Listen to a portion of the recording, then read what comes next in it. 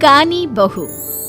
किशोरी लाल जी के बेटे राघव की शादी की बात जगह जगह चल रही थी, लेकिन किशोरी लाल जी को कोई लड़की पसंद ही नहीं आती थी। और उसकी एक ही वजह थी, किशोरी लाल जी का लालची होना। उनको लड़की वालों से मोटा दहेज चाहिए था और इसी चक्कर में एक दिन वो एक बहुत पैसे वाले के घर अपने बेटे का रिश्ता लेकर पहुंचे। उस आदमी का नाम था ओम प्रकाश। देखिए किशोरी लाल जी, मेरी एक ही बेटी है और मेरी सारी संपत्ति जायदाद सब कुछ मेरी बेटी नैना का ही है। पापा, नाम से लगता है बहुत खूबसूरत होगी। कितना अच्छा नाम है ना, नैना। ओ, वैसे बात तो सही है आपकी। अब इतना पैसा है, जमीन जायदाद है, इकलौती बेटी, आप भी क्या करेंगे? सब कुछ उसे ही देंगे ना। बिल्कुल ठीक पहचाना आपने। बस बेटी की शादी और सारी जायदाद उसके नाम। पापा, बिना देखे हाँ कर दीजिए ना। इतना अच्छा रिश्ता फिर कहाँ मिलेगा? माला माल हो जाएंगे हम। मैं अपनी बेटी को बुलाता हूँ। अरे नहीं नहीं नहीं नहीं, आपकी बेटी का नाम नैना है, सुनकर ही लगता है बहुत सुंदर होगी। रहने दीजिए अंकल, मैं तो आपकी बेटी के नाम से ही इतना खुश हो गया हूँ कि उसे बिना देखे शादी करने को तैयार हूँ। अब तो मैं उसका चेहरा सीधे शादी के बाद ही देखूंगा।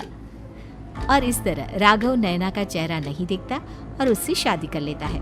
शादी के बाद अपनी सुहाग रात पर जब राघव नैना का घूंघट उठाकर देखता है तो नैना की आंखें बंद थी। कितनी खूबसूरत हो तुम नैना, जरा अपनी आंखें खोलकर मेरी तरफ देखो तो सही। नहीं, मुझे शर्म आती है।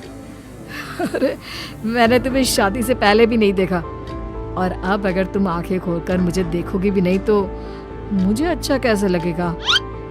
इससे पहले कि नैना अपनी आंखें खोलकर राघव की तरफ देखती, अचानक से लाइट चली गई और राघव नैना को पूरी तरह से देख भी नहीं पाया। अगली सुबह नैना राघव के लिए नाश्ता बनाकर लेकर आई।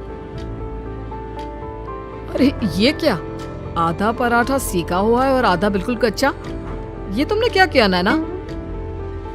बहू, तुमने क्या आधा पराठा तवे से नीचे लटका कर रखा था, जो आधा सेका है और आधा कच्चा? मुझे जितना दिखेगा उतना ही तो सीखूंगी ना पापा जी। जहाँ जहाँ मुझे नजर आ रहा था वहाँ मैंने सीख लिया, जहाँ जहाँ नहीं दिखा वहाँ कच्चा रह गया होगा। इसका क्या मतलब है? ये कैसा मजाक कर रही है तुम? अरे बहू, तुमने इतना लंबा घूंघट क्यों लगाया हुआ है? देखो, हमारे घर में बहुओं को बेटी की तरह रखा जाता है और फिर तुम तो इतना सारा माल लेकर आई हो। देखो, ये घूंघट डालकर रखने की कोई जरूरत नहीं है। हाँ नैना, पापा जी ठीक कह रहे हैं, तुम तो आराम से रहो, अपना ही घर समझो। नैना अचानक से अपना घूंघट उठा लेती है। अरे ये क्या पापा, नैना की तो एक आंख फूटी हुई है। नाम से नैना, लेकिन ये तो कानी बहू निकली। मेरे साथ धोखा हुआ है, धोखा। बिना दिखाए अपनी कानी लड़की मेरे संग ब्याह दी। मुझे कानी भी नहीं चाहिए।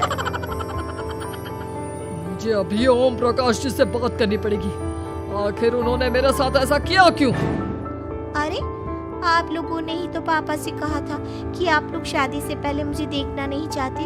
अब मेरे पापा पर क्यों इल्जाम लगा रहे हैं?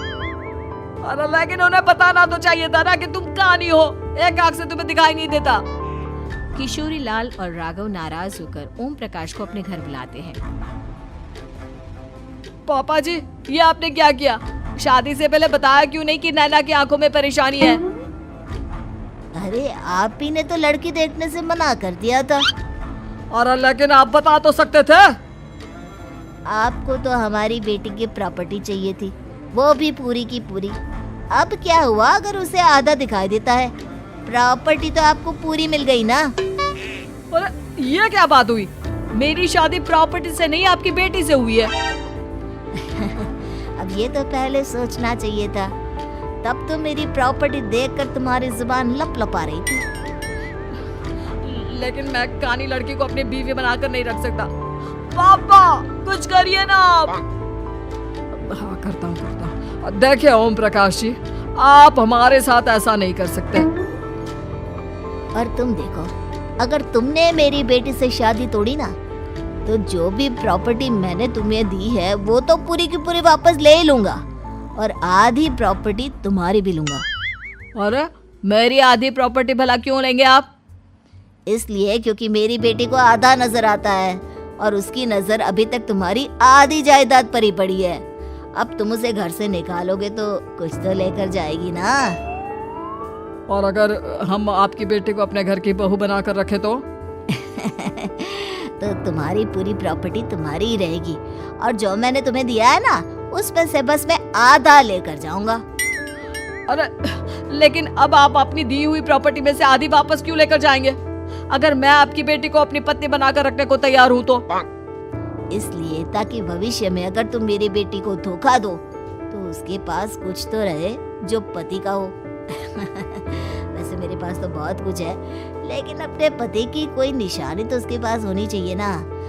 अब अगर तुमने मेरी बेटी को कहानी कहा तो तुम्हें प्रॉपर्टी भी कहानी ही मिलेगी, पूरी नहीं। जमाए राजा। किशोरी लाल और राघव समझ चुके थे कि वो बुरी तरह फंस चुके हैं और अब उनके पास वहां से निकलने का कोई चारा नहीं है। अब समझ में आया ना, लालच बुरी बला होती है।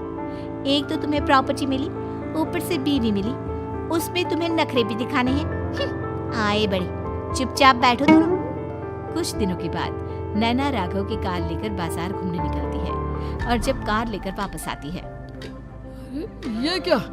एक तरफ से मेरी गाड़ी पूरी खराब हो चुकी है। लगता है तुमने मेरी गाड़ी को किसी दूसरी गाड़ी के साथ एक्सीडेंट किया है। अरे अरे कितना बड़ा नुकसान कर दिया तुमने बहू। वो क्या है ना पापा जी, मुझे एक आंख से दिखाई नहीं दे रहा था, सामने से गाड़ी आ रही थी। मुझे तो सिर्फ आधा ही दिखाई दिया और वो गाड़ी मेरी कार से रगड़ते हुए निकल गई। अब मैं क्या करूं बताओ? आप इसे ठीक कराने के पैसे कौन देगा? तुम्हारे पापा? तुमने मुझसे इस तरह से बात की? अभी रुको। नैना राघव की शिकायत ओम प्रकाश को कर देती है। देखो राघव, अब जो मेरी आधी प्रॉपर्टी तुम्हारे पास थी ना, उसमें से आधी और मैं लेकर जाऊंगा, क्योंकि तुमने मेरी बेटी को डांटा। अरे नहीं नहीं पापा जी, गलती हो गई, माफ कर दो। गलती की तो कोई गुंजाइश ही नहीं। अगली बार मेरी बेटी को डांटा तो बची हुई आधी में से आधी और ले जाऊंगा। लालच के चक्कर में हम दोनों ने बहुत बड़ी गलती कर दी बेटा। एक तो तुम्हें कानी बहू मिली और ऊपर से जो माल मिला वो भी काना। इस तरह राघव की हर एक गलती पर ओम प्रकाश उसकी प्रॉपर्टी का आधा आधा हिस्सा लेकर अपना सारा माल वापस ले गया और राघव को कानी बीवी से काम चलाना पड़ा। भाई लालच वाकई में बुरी बला है।